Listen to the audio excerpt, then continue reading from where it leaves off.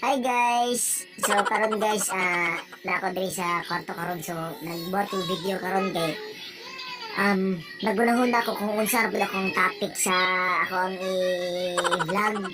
So na ako nahunahan isa. Ako ang nahunahan is katong nakita pud nako ba or nakita na ko niagi ko sa isa ka balay ba nga nagkanta-kanta sila og bahay kubo. Ang katong bahay kubo tingala ko na ipakanta ang mga tiguwang nga nung dili sila kabalo mo kanta og bahay kubo nga siguro grade 2, grade 3, grade 1 gani makabalo naman na kanta.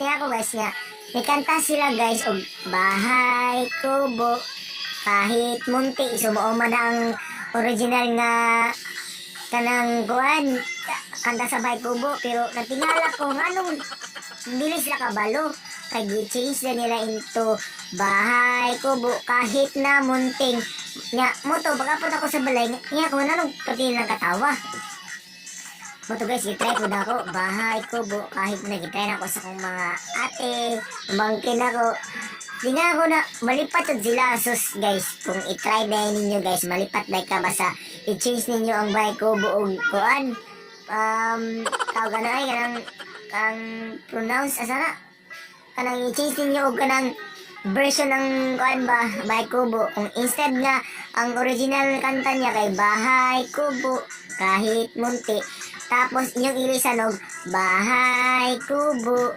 kahit na munting, tapos kabalik-balika sila og kapulo guys, diba?